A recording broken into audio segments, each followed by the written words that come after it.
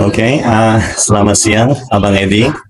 Suatu kehormatan bagi Ricky ya, bisa bertemu Abang selaku Ketua Barongsai Indonesia di ajang internasional sebesar ini, terlebih membawa nama harum Indonesia. Saya sangat percaya di tengah semangat dunia untuk melestarikan olahraga ini, peran Abang menjadi bukti nyata bahwa Indonesia juga mampu berdiri sejajar, bahkan memimpin di dunia barongsai dan laga internasional. Lalu sekarang pertanyaan Ricky, menurut Abang, apa yang bisa kita lakukan agar generasi muda Indonesia melihat barongsai bukan sekedar tradisi, tetapi juga sebagai panggung kreatif dunia untuk menunjukkan identitas nasional kita? Terima kasih Dek Ricky atas kesempatannya di wawancara. Saya pikir di sini di Indonesia saya sebagai pemimpin barongsai, barongsai itu kalau semua orang sudah tahu pasti kalau itu budaya dari China. Tapi dalam hal ini kami tidak melihat semena-mena ke arah situ, tapi karena barongsai ini udah menjadi cabang olahraga nasional. Jadi kita melihat dari sisi olahraganya yang dominasi gitu.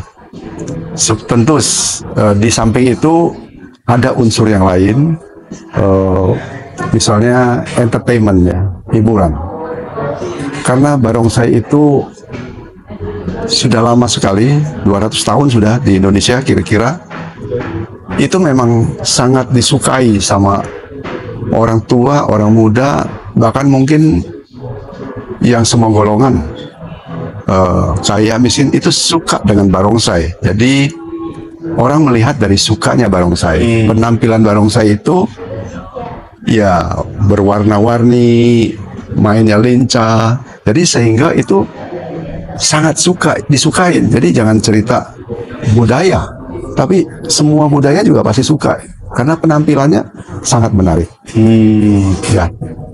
Tapi kebetulan satu-satunya di dunia Indonesia barongsai dimasukkan sebagai cabang olahraga nasional. Wow, saya rasa itu suatu kebanggaan loh bagi Indonesia. Iya, sangat Pak. Jadi justru kita sekarang menginformasikan banyak kepada barongsai di dunia, khususnya di China atau neighbor country kita, ASEAN, bahwa kita sudah membawanya ke tingkat nasional, bahwa ini masuk cabang olahraga. Jadi kita mengharapkan, kita juga mengajak yang lain juga sama, lakukan yang sama, supaya barongsai ini makin luas. Jadi bukan cuma sekedar buat hiburan seperti di tetangga negara kita, Malaysia, Singapura, itu lebih ke arah itu. Tapi nantinya kita mengharapkan memang itu lebih berkembang dari apa yang sekarang ada. Mudah-mudahan Indonesia bisa berkontribusi dalam hal ini. Pengalamannya yang kita lakukan bisa di sharing kepada negara-negara lain. Berarti dengan kata lain, olahraga barongsai ini udah sangat merakyat di Indonesia. Iya. Saya pikir bukan di Indonesia saja, Pak. Itu hampir di semua negara. Karena tadi saya bilang penampilan barongsai itu begitu keluar dan musik dan lain-lain dipadukan itu menarik perhatian. Sangat menarik. Jadi kalau saya masih ingat, saya waktu kecil itu lagi belajar di rumah, sekali dengar lagu atau ada barongsai, lari Pak kita, lari. Kadang-kadang nggak pakai baju juga, lari. Ya, seperti itu. Jadi saya kira memang barongsai ini populer sekali. Kalau mau mengingat kembali nostalgia waktu kecil, saya juga kayaknya punya ingatan kayak gitu. Saya juga pernah merasa mau belajar barongsai, tapi nggak tahu jalurnya kemana gitu. Oke, sekarang habis saya banyak pertanyaan, jadi saya save waktu dulu ya. Lalu pertanyaan kedua, dari pengalaman Abang sendiri ya, momen apa yang paling membekas saat memperjuangkan dan menyebar luaskan olahraga barongsai ini di Indonesia, dan bagaimana pengalaman ini bisa menginspirasi generasi muda kita? Ya, ya, Ricky, saya pikir pertanyaannya nggak jauh dari apa yang tadi saya jawab. Nah, kalau saya memang sudah menerima tanggung jawab ini, jadi saya harus jalankan sekemampuan saya. Tentu juga banyak sekali unsur yang lain juga dibantu sama teman-teman dan saya punya grup lah ya.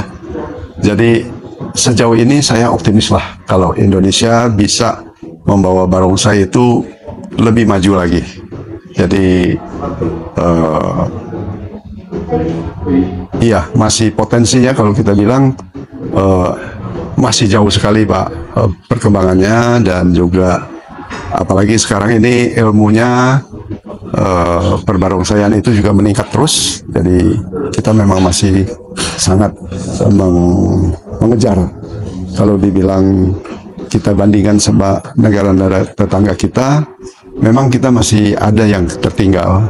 Karena kita waktu di zaman satu waktu yang lalu itu kita ada masa kosong ya Pak. Jadi dulu pemerintahan Soeharto itu tidak menginginkan barongsai dipermainkan di umum. Jadi sehingga 30 tahun lebih itu kita ketinggalan. Sekalipun adalah latihan kecil-kecilan, tapi dibanding seperti Malaysia, dibanding sama yang lain, kita memang tertinggal.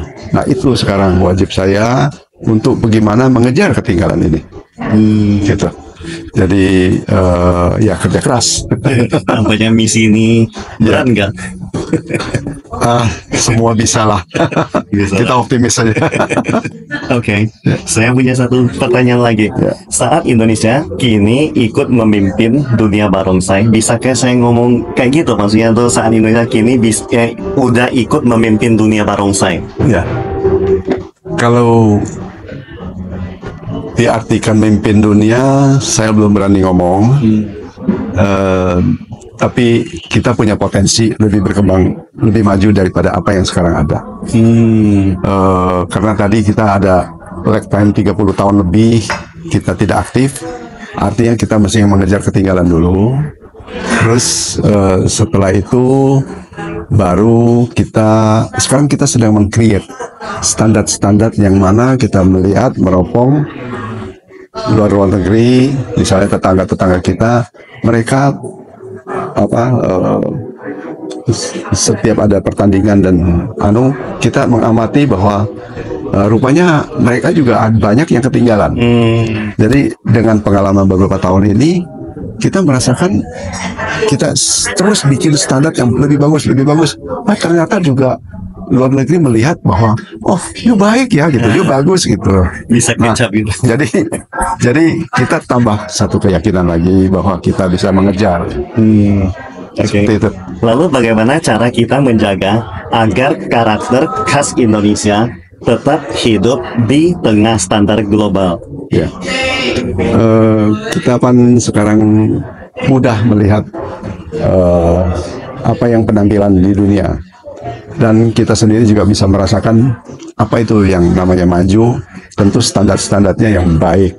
Misalnya nih contoh satu aja, kalau kita sudah menyelenggarakan pertandingan di Indonesia, kita tahu 在您的国家应该是打算怎么去推广和保留这种传统？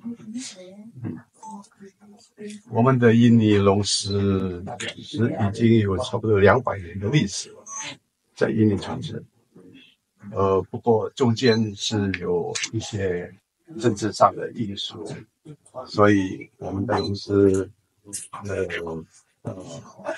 我们的龙狮又开始活络起来。